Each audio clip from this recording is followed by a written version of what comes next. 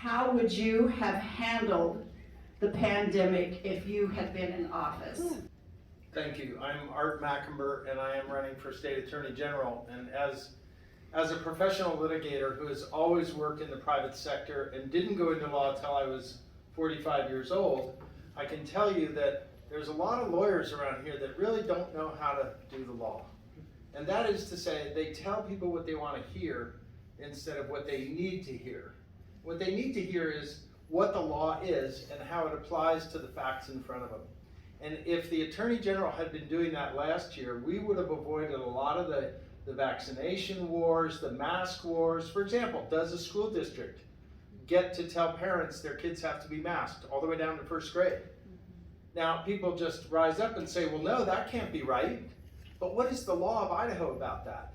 I think the AG should have been out there giving a legal opinion to the citizens. After all, they elected him. When he didn't do that, I said, okay, that's not being much of a good lawyer. Because we're given these skills and these research capabilities and this judgment in order to be able to exercise it for people who need some understanding of what the law says about what's going on in their world. So we have this pandemic, and the governor says you have to shut your churches, shut your businesses, go home. In fact, just go hide under the bed until I tell you it's safe to come out. Well, look at us. We're in day 580 or something like that of a state emergency, and nobody can still go to a legal opinion, except maybe one of mine, that says this is the extent of the governor's power, and beyond that he has no power. Here's a question for the day. Does the State Supreme Court of Idaho get to suspend jury trials? Now, I'm a student of English history, and I went all the way back to Magna Carta, and I have never run into a circumstance where jury trials were suspended. So this is an interesting judicial power. Does anybody in the AG's office give an opinion to you, the citizens, who may want to be on a jury, or may be on a jury, or may need a jury? I don't see it happening. So we need an Attorney General who's going to give legal opinions, who's going to fight back, who's going to stand up for Idaho and make sure that when things start happening to Idaho, like the federal government coming in and telling us you have to change your voting rules, you have to take a psychological exam to buy a box of bullets, you have to vaccinate all your employees. There should be an AG who's willing to stand up and fight back, and we just haven't seen it. And that's what I want to do. So if you put me in office, that's what's going to happen. How is the office that you are running for uniquely situated to protect as well as violate the rights of Idahoans? Let's see, if I wanted to use the power of the AG's office to violate somebody's rights, I could probably somehow take up the jurisdiction of a misdemeanor case in Meridian against a mother that wanted to use the playground with her kids. And instead of allowing the city of Meridian to prosecute its own misdemeanors like it normally does, I could misread Idaho Title 67, Chapter 14, and just insert myself into the equation and take over that criminal matter and prosecute this woman for, 13 months? More. It's longer than that. Yeah. Had 3 trials scheduled, all canceled. 12 or 13 hearings held, nothing accomplished. Speedy trial rights? Well, we do have speedy trial rights. That's in the federal and our state constitution. But what does speedy mean?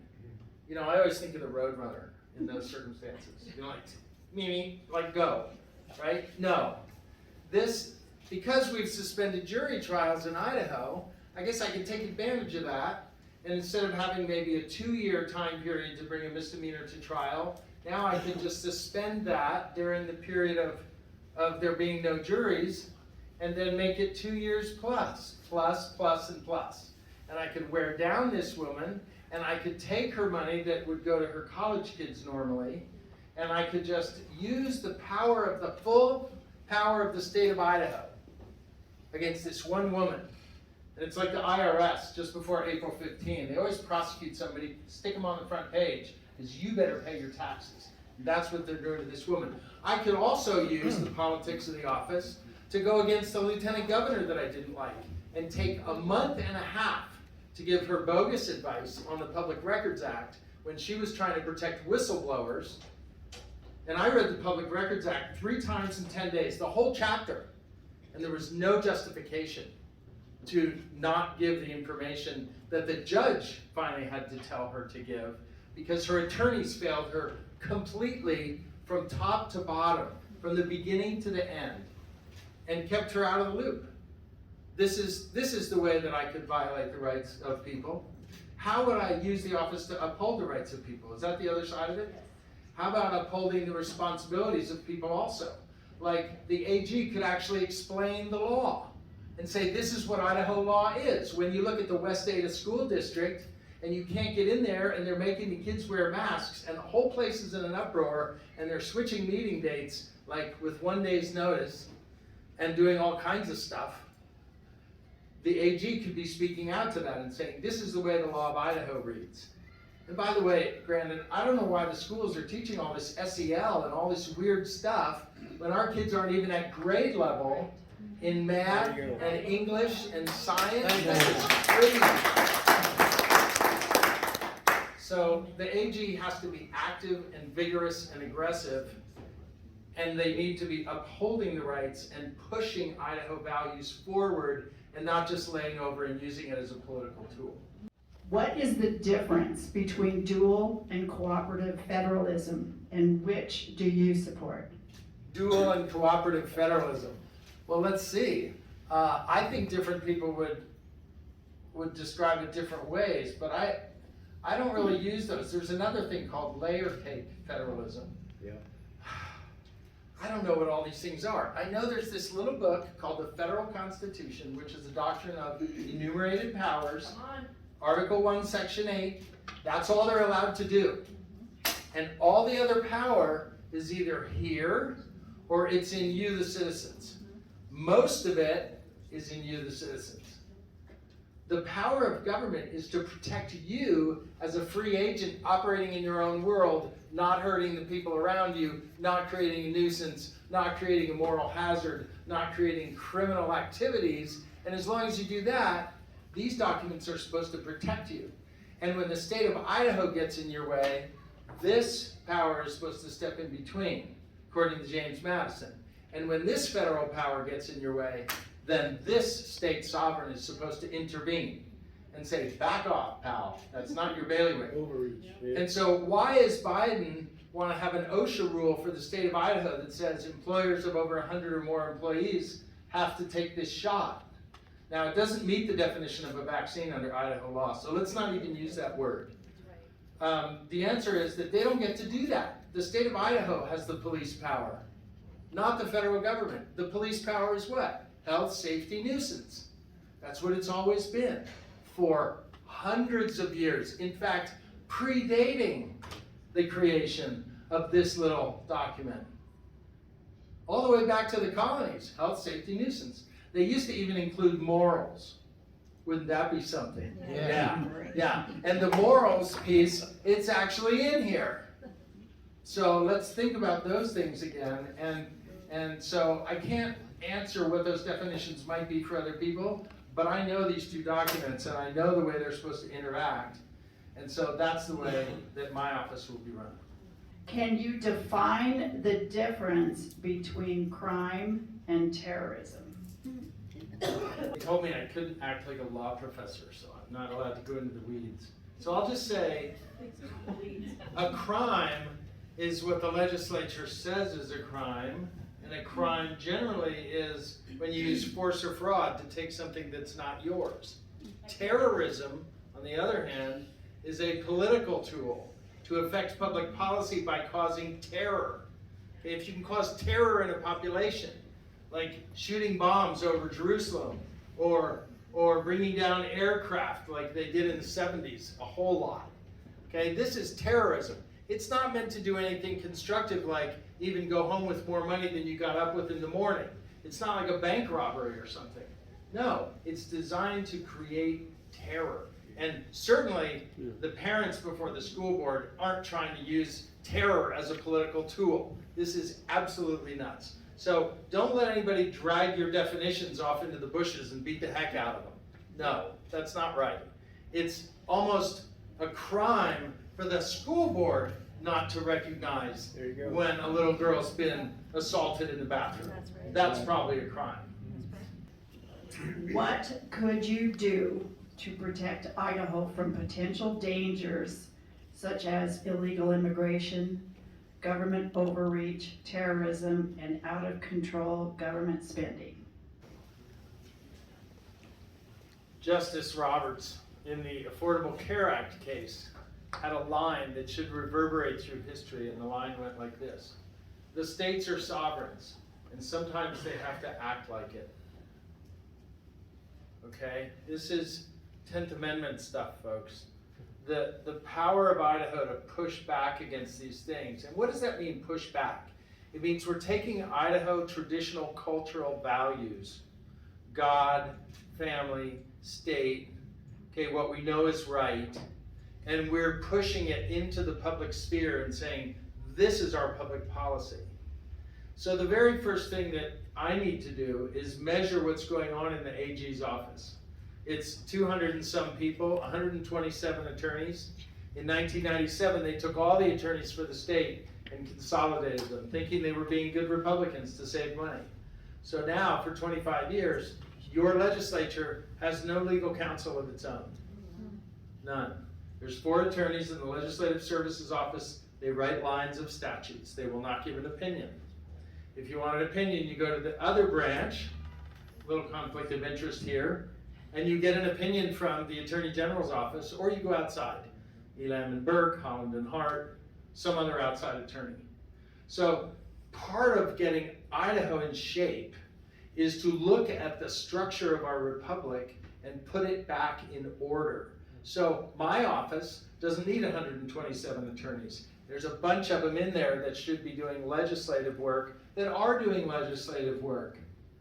But nobody knows if the people in the AG's office are going, say, Gov, what should we tell the legislature today? How can we get more executive power? Oh, let's tell them this. Let's tell them that. People say, why does the Idaho legislature pass all these laws that just are declared unconstitutional? How does that even happen? Well, if you're acting without legal counsel, you're going to do stuff that is not going to be in accord with the law. Okay, so this is not difficult.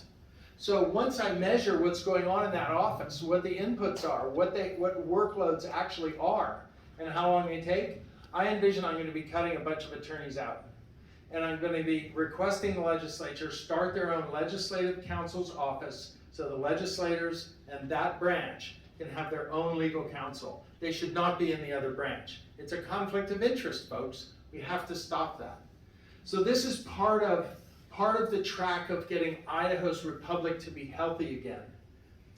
But even so, we're going to have to walk and chew gum at the same time, because the Biden administration is coming for us. Idaho 97, you've heard of these people. Hundreds of thousands of dollars are flowing into Idaho right now to change the boys into girls and to destroy marriages and families.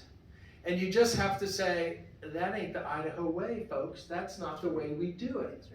We're self-determining, we're self-reliant, we depend on each other when we have to, but we're not going to want somebody from Washington coming in and telling us how we should be structuring our society here in Idaho.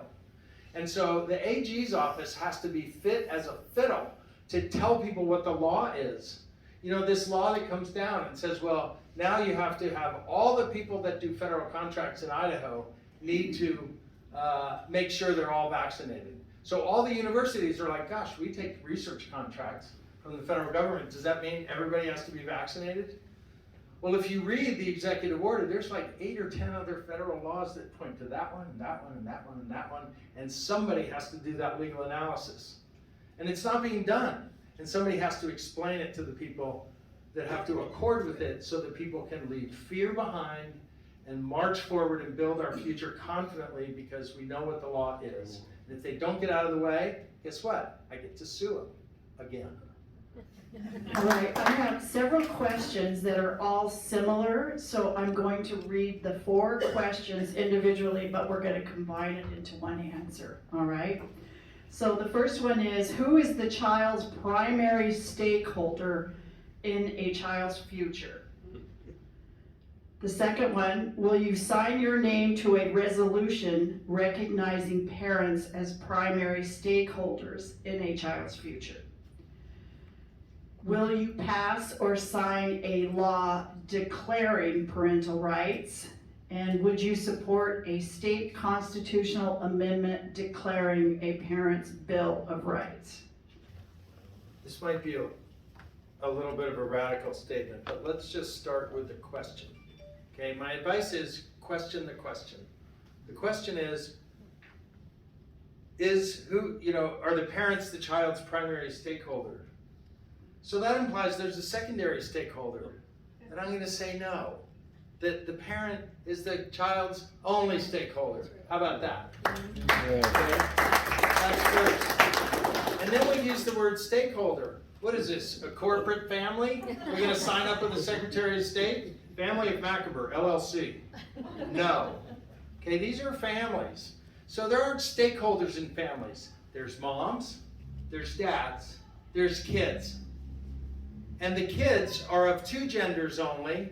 There's two sexes, and they get raised in a particular way because they have different qualities and different attributes and different physical, mental, emotional attributes that have to be accounted for by same-sex and opposite-sex parents in a single relationship, and that's the way it works for hundreds of thousands of years.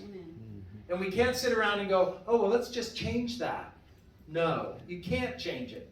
So parents are the only stakeholder in their children. They are the only people who should be able to exercise the power over how their children are educated. I mean, Brandon is so right, but he waits till they get to school. I'm not going to wait till they get to school. I'm going to get them as soon as they wake up in the morning as their dad. And I'm going to put them to bed at night and read them a story and brush their teeth and make sure they put on their jammies and all that stuff that parents do. And we have to get back to that.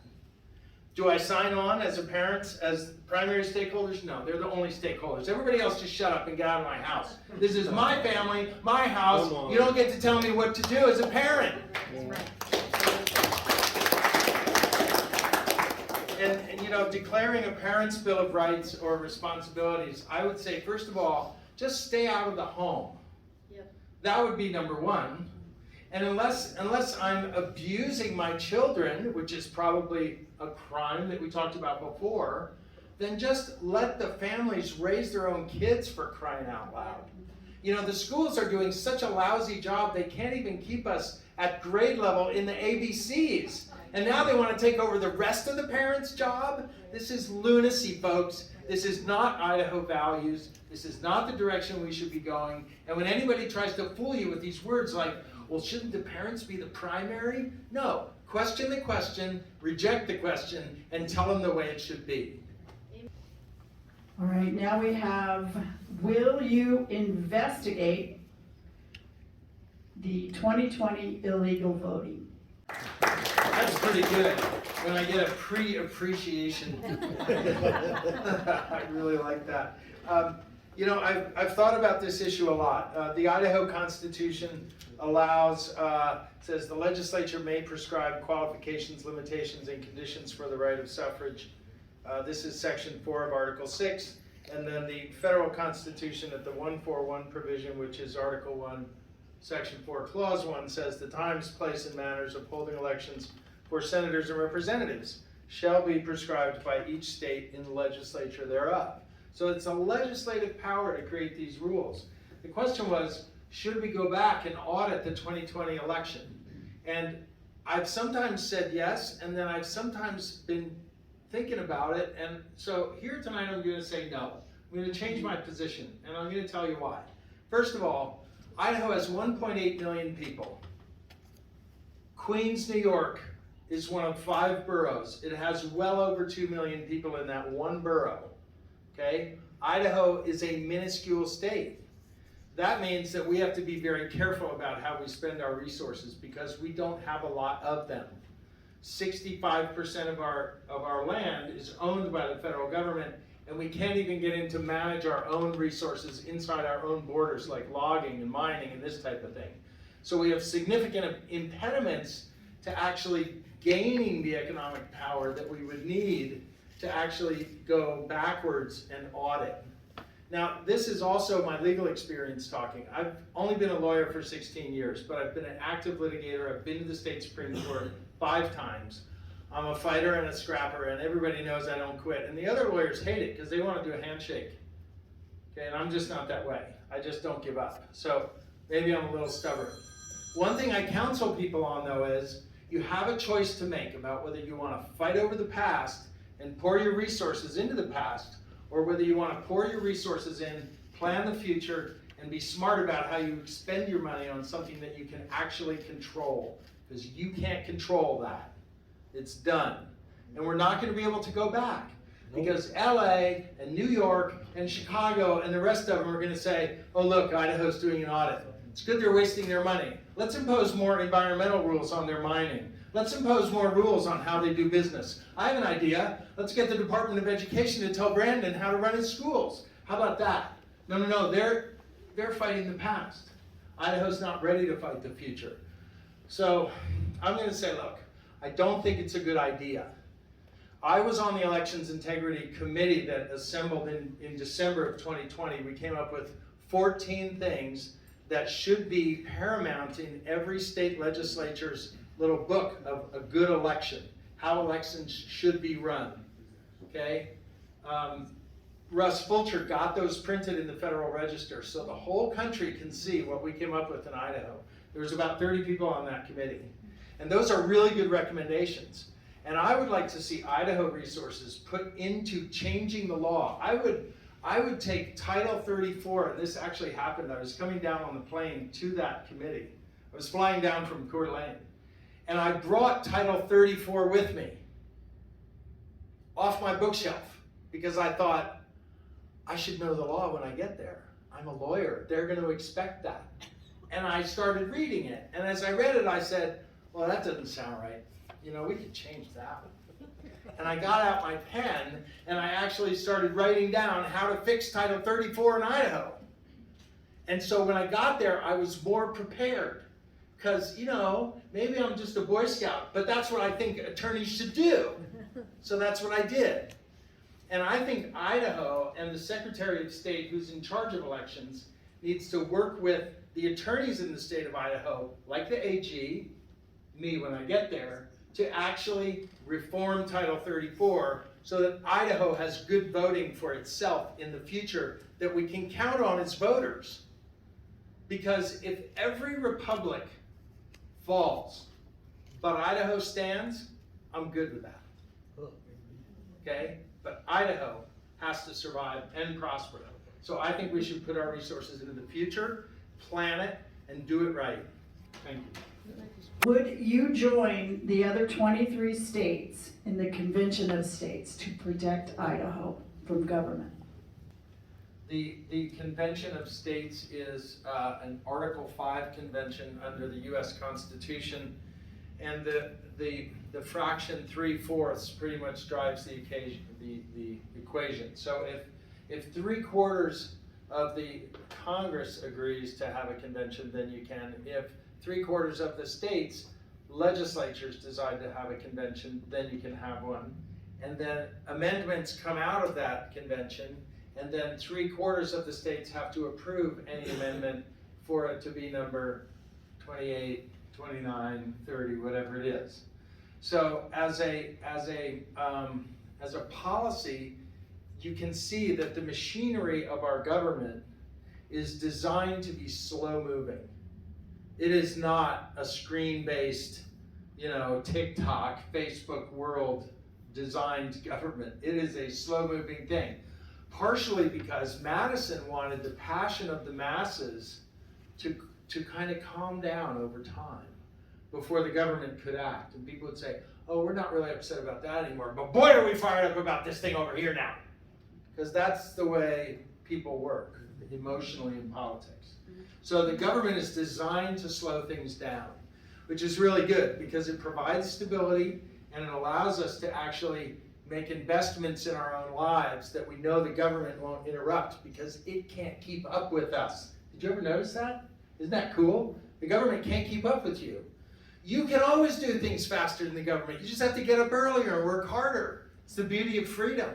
So when I consider this Article 5 convention, I always think of three things. First of all, there is a whole political party, and I'm sorry, I don't mean to separate out you guys on the left here.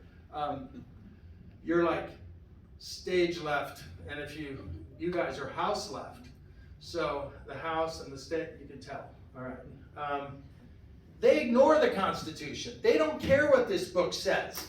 They've been ignoring it for years. They think it's a living Constitution. Oh gosh, tomorrow we can say it means this. And Thursday we can change it to that. And Friday we can got a whole nother program for you. Okay?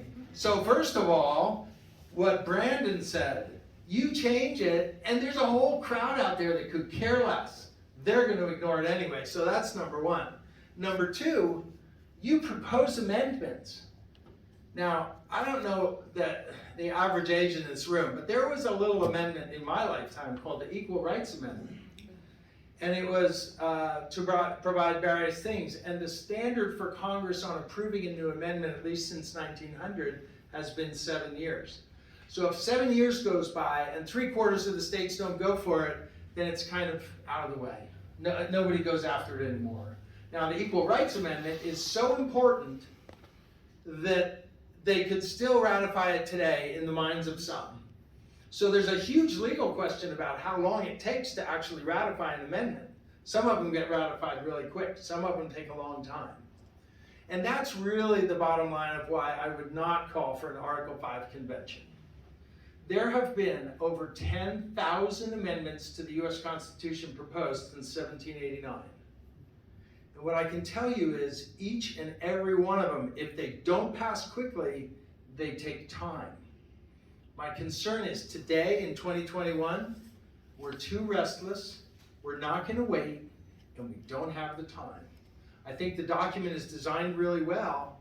It'll give us what we need to govern ourselves if we just read it and pay attention to it and enforce it. So we get an AG to enforce it, okay? And then we can move forward. And I don't want to wait for an amendment. It just takes too long. How will you approach governing from our capital?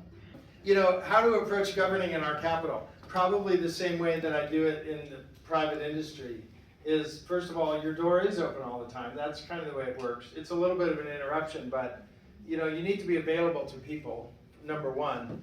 Number two, how can I possibly know what's going on in the state unless I'm out and about in the state? Now, my Attorney General now doesn't come out and visit me. He comes occasionally to do something, I don't know what it is, but I think the school boards and the county board of commissioners and the ranchers associations, and what about the Granges? The Granges are still around. There's like 160 Granges in Idaho. There's a lot of people to talk to all the time. And so part of it is setting up the office so that a lot of it's self-executing. They've got their marching orders, and so you can leave. And then you go leave and you go talk to the people and you say, what's going on, folks? What's happening in your area? What's happening in St. Mary's? What's happening in Bonners Ferry? And what the heck is going on in Star? I don't know, but I would have to go find out, wouldn't I? And I think that's what any elected official should do. We have this giant monopoly government. They have a monopoly on the use of force.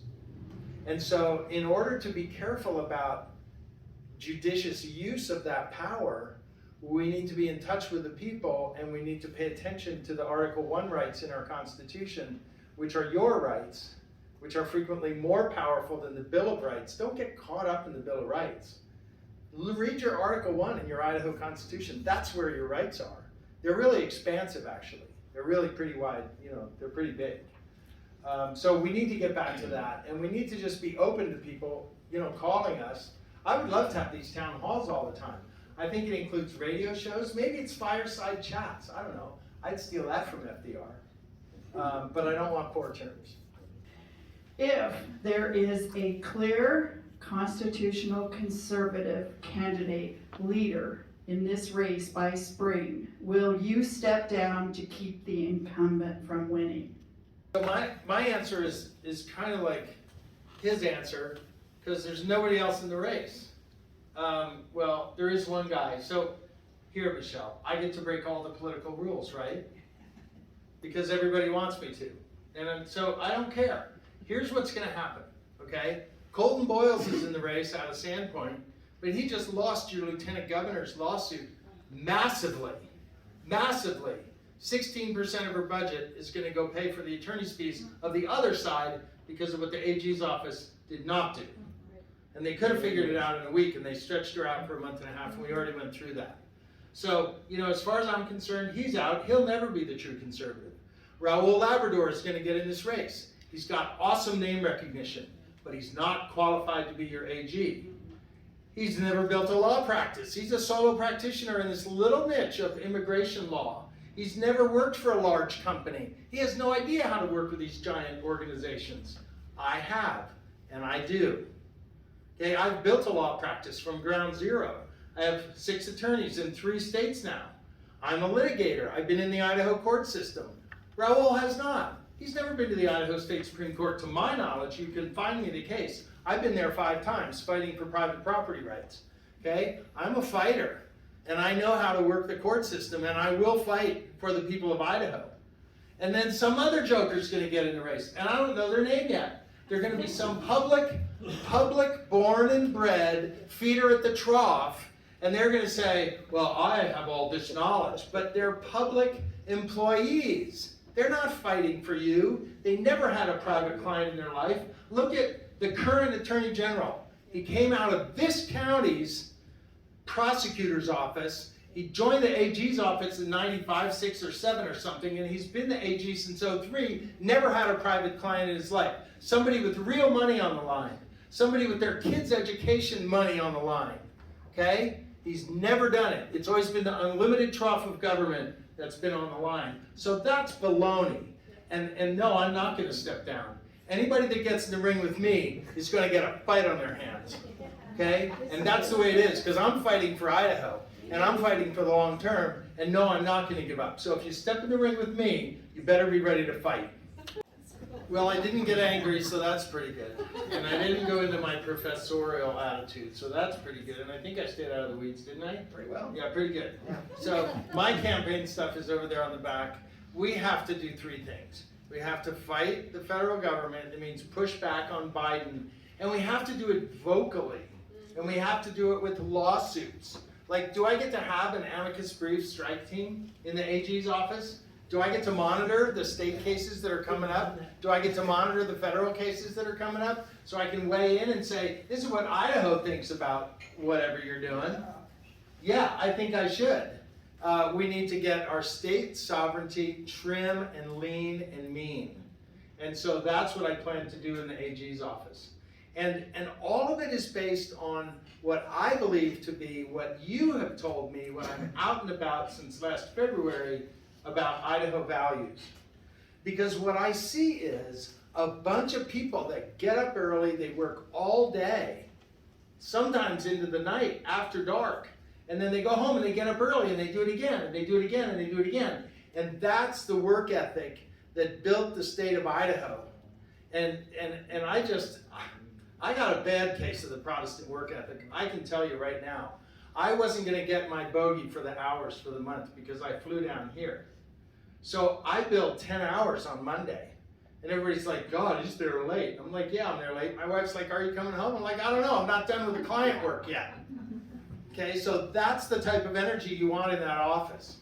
And that's the type of energy I'll bring to the office. And I know a bunch of these bureaucrats are not going to like it, and I'm going to have to fire a bunch of them. Okay? And when you fire an attorney, it's like getting a squirrel out of the attic, I can tell you. But I know how to do it, because I've hired a bunch, and I've fired a bunch, and I'm not afraid of them, and I'll do it. Because that's what needs to happen to keep our Idaho intact. They're coming for us, folks. And I'm not going to put up with being a purple state. I want to be redder than her shirt and her shirt and her checkered shirt. I want Idaho to stay conservative. Conservatism works. We have the track record. We have the evidence. Okay? There's no reason for us to abandon 1 inch of ground. Not 1 inch. Because we've got the culture and the proof and the history. And we didn't go to the moon because we had critical race theory. We didn't. We did it because we had math and science and people that got up early and worked harder than the next guy. So that's what I'm gonna do in office, and that's why I need your vote. And if you're really serious, you're gonna help me. And if you're not serious, then you'll be in one of Brandon's Common Core classes, and who knows what else. But I thank you for your vote, and I thank you for your time, and I thank you for coming out tonight, and I hope to see you again. My name's Eric, and this is Todd. We're with the Real 3%ers Idaho, and this is our YouTube channel. Make sure and like, subscribe, and follow. Hit those notifications.